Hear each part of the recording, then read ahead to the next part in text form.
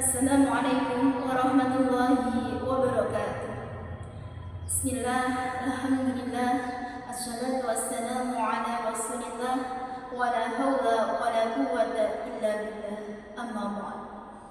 Alhamdulillahirabbil alamin, anak-anak sekalian, hari ini kita telah memasuki puasa yang ke-17, di mana kita masih diberikan kesehatan, kita masih diberikan kekuatan sehingga kita bisa menjalani ibadah puasa ini dengan sebaik-baiknya. Pada kesempatan kali ini kita bergabung kembali di channel YouTube MGMPPAI SMK Kabupaten Blitar, tentunya dalam acara Paislap Ramadan. Yang mana pada kesempatan kali ini saya akan menyampaikan materi tentang media sosial di bulan Ramadan. Puasa sebagai ibadah utama di bulan Ramadan harus benar-benar kita jaga sehingga tujuan utama puasa akan tercapai, yaitu menjadi jiwa yang lebih bertakwa. Nah, puasa sendiri itu apa? Puasa ini adalah shaum. Shaum itu menahan diri. Menahan diri di sini bukan hanya sekedar menahan diri dari lapar dan haus saja, melainkan lebih dari itu, menahan diri atau mengendalikan diri dari hawa nafsu, termasuk ketika kita berinteraksi di dunia digital. Media sosial di era yang serba instan ini menjadi tantangan baru bagi umat Islam dalam menjaga kesucian puasa. Oleh karena itu, penting bagi kita untuk memahami manfaat dan tantangan media sosial selama berpuasa sehingga nanti puasa kita benar-benar terjaga dan lebih bermakna. Banyak sekali media sosial yang bisa kita gunakan. Salah satunya adalah sebagai ajang dakwah, media dakwah atau tempat penyebaran keilmuan agama.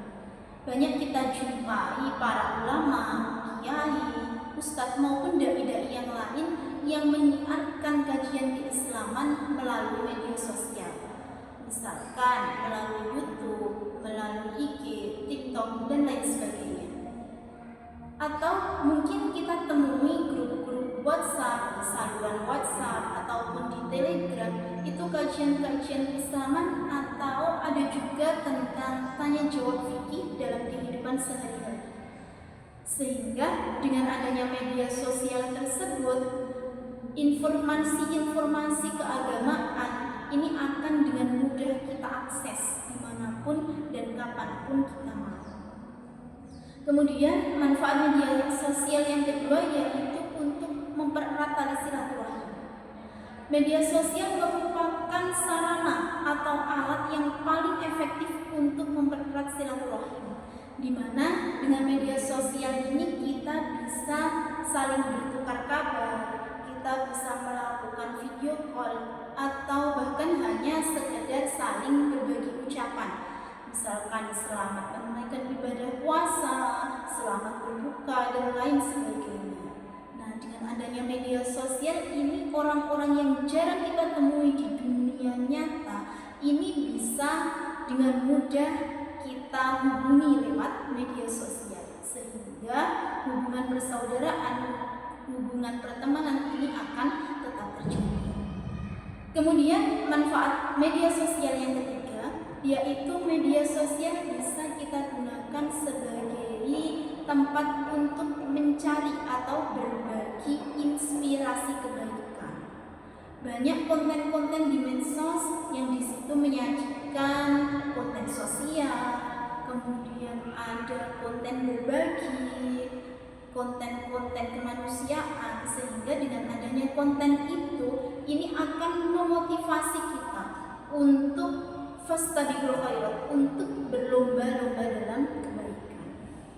Nah, di dalam media sosial juga terdapat informasi-informasi keagamaan yang kita butuhkan selama puasa. Di antaranya banyak aplikasi tentang yang di situ memuat tentang jadwal waktu sholat, jadwal imsak, penentuan arah kiblat, atau mungkin ada aplikasi Al-Quran digital yang bisa dengan mudah kita baca dimanapun. Sehingga dengan adanya media media sosial, ini sarana ibadah kita akan semakin mudah. Namun dengan banyaknya manfaat tersebut, apabila kita tidak bisa menggunakan secara bijak, media sosial ini bisa menjadi tantangan tersendiri bagi kita. Salah satu tantangan utamanya yaitu kecanduan medsos. Banyak orang yang menghabiskan waktu berjam-jam hanya untuk berselancar di dunia maya. Nah, sudah pasti ketika mereka menghabiskan banyak waktu untuk bermain gadget, mereka akan melewatkan waktu sholat. Mereka akan melupakan tadarus Al-Qur'annya. Juga ketika berzikir pun mereka akan kurang fokus. Maka kita harus bisa membagi waktu. Kapan kita bermain HP, kapan kita beribadah. Kemudian media sosial juga terdapat banyak berita-berita yang belum tentu kebenarannya, yang di situ ketika kita ketika kita memposting sesuatu, kita menge-share sesuatu yang belum tentu kebenarannya, itu akan menjadi permusuhan, akan menjadi hibah. Nah, maka akan menjadi fitnah. Maka ketika kita mendapatkan informasi atau berita apapun, kita harus bisa menyaring, kita harus bisa memverifikasi kebenarannya. Kalau kita tidak tahu berita itu benar atau salah, maka sebaiknya informasi atau berita itu kita konsumsi sendiri, tidak perlu kita share ke orang lain. Selanjutnya, di media sosial juga banyak sekali konten-konten yang kurang bermanfaat atau bahkan mengandung unsur maksiat. Misalkan ada video vulgar, ada gosip-gosip. Nah, ketika kita tidak bisa berbashar, kita tidak bisa menjaga pandangan, maka media sosial ini akan menjadi sumber dosa bagi kita. Sebagai umat Islam, kita harus bisa mengendalikan diri, harus bisa menjaga pandangan kita dari melihat sesuatu yang memang itu dilarang oleh agama. Nah, bagaimana supaya media sosial ini tetap bermanfaat bagi kita? Maka kita harus bisa menata niat.